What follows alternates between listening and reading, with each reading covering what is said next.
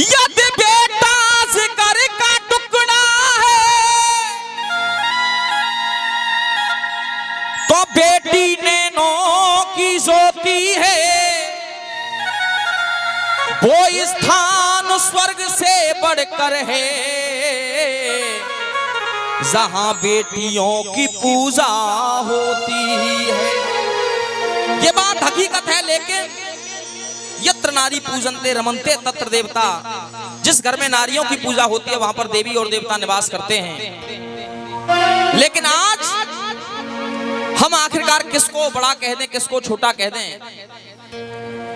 बड़े ध्यान से सुनना और सोचना, जरा गौर करना।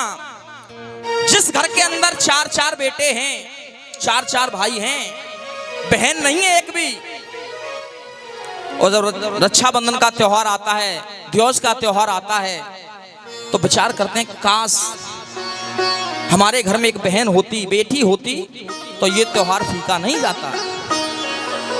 काश हमारे घर में एक बहन होती तो हमारे घर पर भी हमारी बहन आती तो ये त्योहार फीका नहीं होता।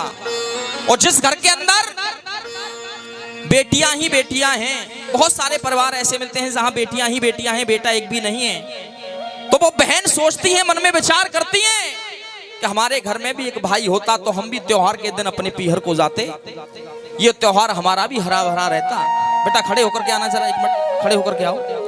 गुड़िया तुम भी आओ, जरा खड़ी होकर के, दोनों आ जाओ। विचार करते हैं कि काश हमारे घर में भी एक भाई होता, बहन होती, यानी अच्छा तब लगता है, इधर आ जाओ, जब घर में दोनों हो। उन्हीं घरों में खुशहाली होती है जहां बहन भी है और भाई भी है। एक लाइन कह रहा हूं, बड़े ध्यान से सुनेगा कि जो बेटा है वही बेटी है, ये एक दूजे की परछाई है। और मैं कहूंगा नहीं, आपकी ताली अपने आप बजेंगी इस लाइन पर। जो बेटा है वही बेटी है, ये एक दूजे की परछाई है। यदि बेटा भगत सिंह जैसा तो बिटिया भी लक्ष्मी बाई है। यदि बेटा भगत सिंह के जैसा है तो बेटी भी लक्ष्मी बाई है, बेटी भी कम नहीं है। बेटा अगर चंद्रशेखर आजाद है, बेटा सुभाष चंद्र बोस है, भगत सिंह है, तो बिटिया भी दुर्गा है, लक्ष्मी है, बेटी भी अहिल्या है, किसी से कम नहीं है। चाहे वो भगत सिंह हो चाहे लक्ष्मीबाई हो, जग में गुणगान बराबर है दोनों का। ये जग में गुणगान बराबर है, दोनों का स्थान बराबर है। समय समय पर होता आया इन दोनों का ही सम्मान बराबर है। समय समय पर होता आया, दोनों का सम्मान बराबर है, चाहे बेटा हो या बेटी हो। जरा बैठा उनको। अब कहना क्यों पड़ा? ये संघर्षों की सूरत है। बड़े भैया, बेटा ये संघर्षों की सूरत है। और मेरे साथ इस लाइन को बुलवाना, ये बेटी ये भी ममता की, जरा जोर से बोलिए, ये संघर्षों की सूरत है तो ये भी ममता की। अब फैसला हमको करना है कि किसको छोटा बड़ा कह दूं। अरे कैसे छोटा बड़ा कह दूं, दोनों की जरूरत है। किसको छोटा बड़ा कह दो, दोनों की जरूरत है। आखिरकार किसको छोटा कह दें, किसको बड़ा कह दें? ये संघर्षों की सूरत है, ये भी ममता की मूरत है। भजन की लाइन अच्छी लग रही है तो दोनों हाथ ऊपर खड़े कर लो, मेरे साथ बोलो। किसको छोटा बड़ा कह दूं,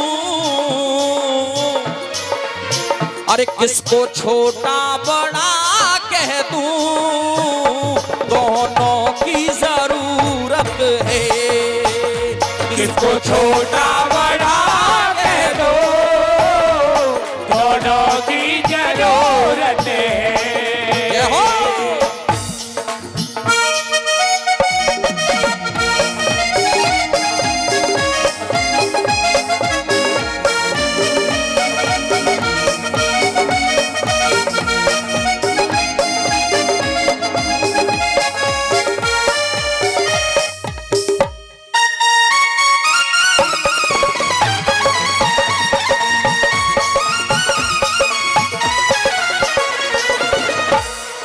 आइए पहली पंक्ति सुनिएगा, दोनों में समानता दिखाने का काम कर रहा हूं इस भजन में।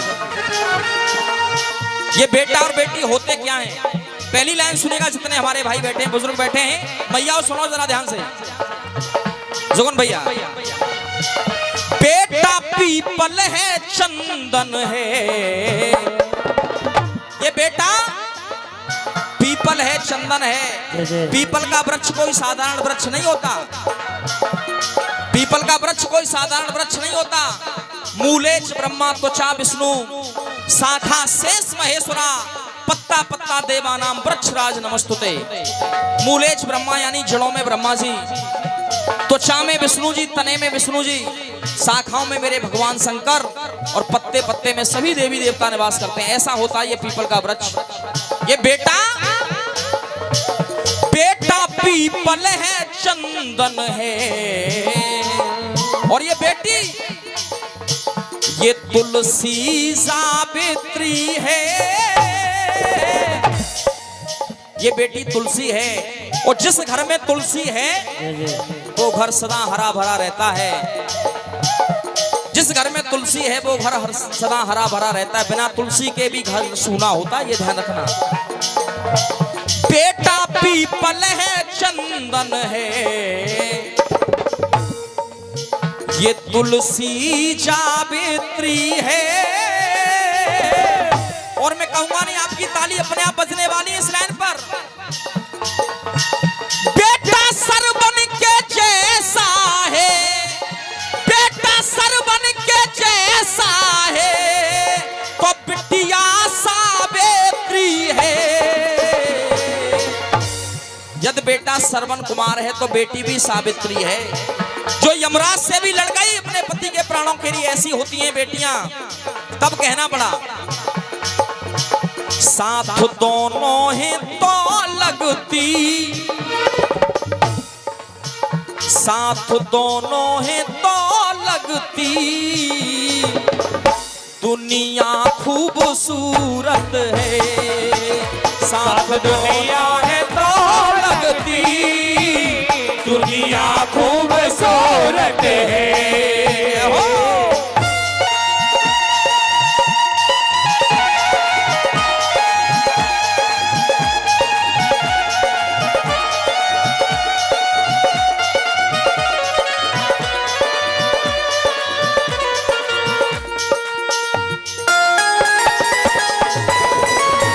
हो जाओ।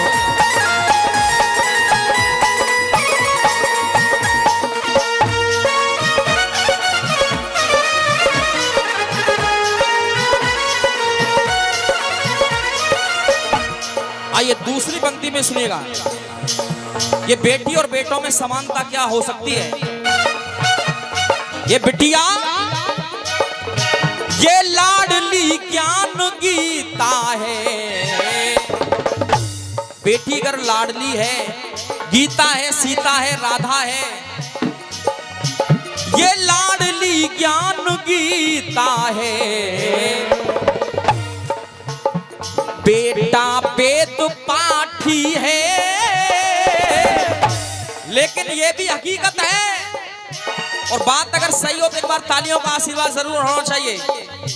ये बेटा वेद पाठी है, कुल का सम्मान है बेटी। अगर बेटी कुल का सम्मान है, इज्जत है, कुल का सम्मान है बेटी, ये बुढ़ापे की लाठी है। अगर बेटी कुल का सम्मान है तो बेटा बुढ़ापे की लाठी होता है। दीपक आंगन को ये देता, आंगन में दीपक जलाने वाला यानी आंगन में उस वंश को बढ़ाने वाला कौन होता है? बेटा। दीपक आंगन को ये देता, शौक आंगन में पूरत है। आंगन में चौक कैसे पूरा जाता है ये बेटियां जानती हैं, बेटे नहीं जानते। दीपावली पर घर में दीपक कहां जलना है ये बेटियां जानती हैं, बेटे नहीं जानते। दीपक आंगन को ये देता और ये बेटी शौक आंगन में पूरत है। कैसे छोटा बड़ा कह दे, और बात अगर हकीकत है तो दोनों हाथ ऊपर खड़े करके मेरे साथ बोलिए। अरे कैसे छोटा बड़ा कह दे, दोनों की जरूरत है।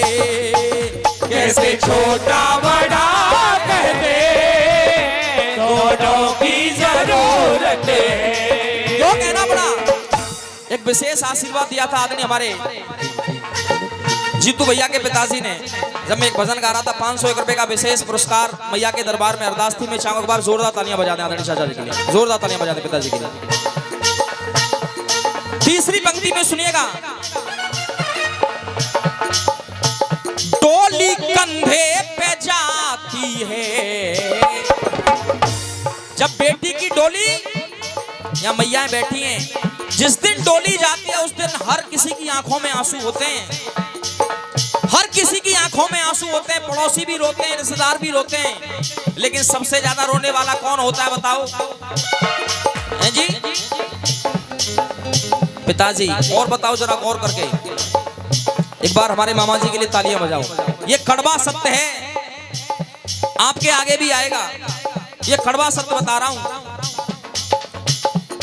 जो भाव हृदय के खोता है,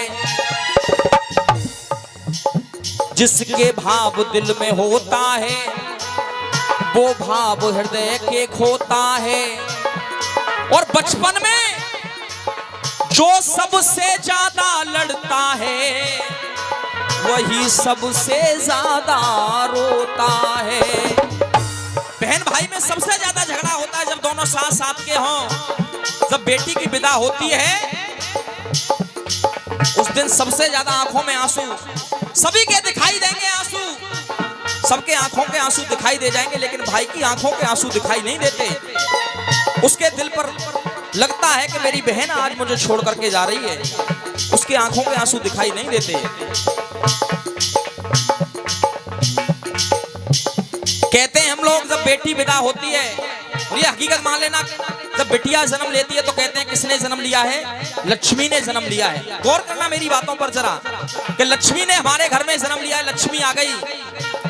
और जब लक्ष्मी ने जन्म ले लिया, लक्ष्मी घर में आ गई, और जब बेटी की विदाई हो जाए तो क्या लक्ष्मी घर से जाएगी कि नहीं जाएगी? ये हकीकत है। अगर कोई भी हलवाई, टेंट वाला कुछ भी कहता है, शादी से पहले हम सारी व्यवस्थाएं करते हैं। उसने कहा कि भाई साहब ये चाहिए कि अभी अलीगढ़ से लाता हूं, 10 मिनट में आ जाएगा सामान। लेकिन जब बेटी विदा होकर के चली जाती है, पैसे होने के बावजूद भी अगर कोई हमारे घर पर आता है, उसी दिन आए तो हम कह देते हैं भाई साहब कल आ जाना, आज रहने दो। पैसा होने के बावजूद भी हम ये कहते हैं कल आ जाना। क्यों कहते हैं? क्योंकि जो लक्ष्मी हमारे घर में आई थी वो कुछ क्षणों के लिए दूर हो जाती है, विलुप्त हो जाती है, तो ऐसा लगता है। तब कहना पड़ा, सुनेगा। डोली कंधे पे जाती है, पल विदाई का आता है। और ये कट सत्य है, हकीकत है। जहां अगर घर में है ही नहीं तो मजबूरी है, लेकिन घर में अगर है, पल विदाई का आता है। लेकिन पापा की अर्थी को बेटा कांधा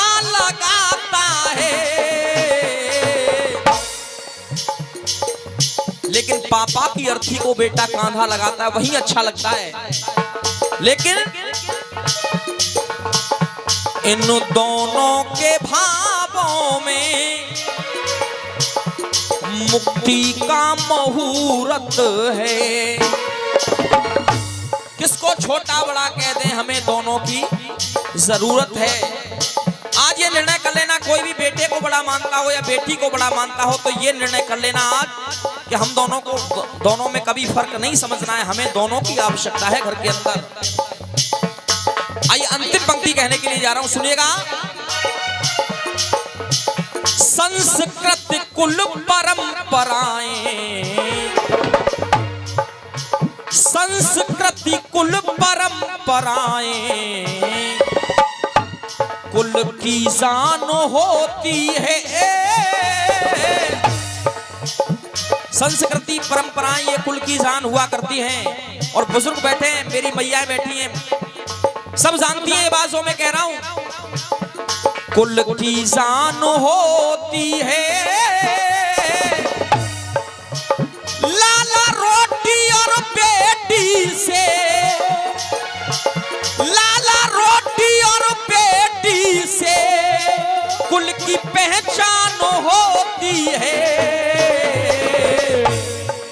रोटी और बेटी से कुल की पहचान होती है।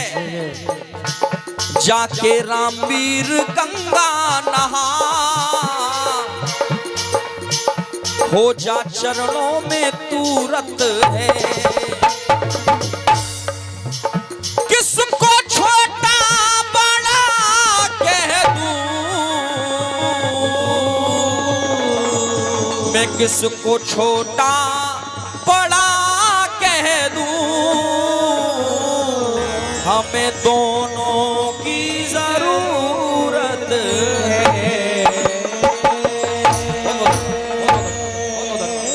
बहुत बहुत धन्यवाद।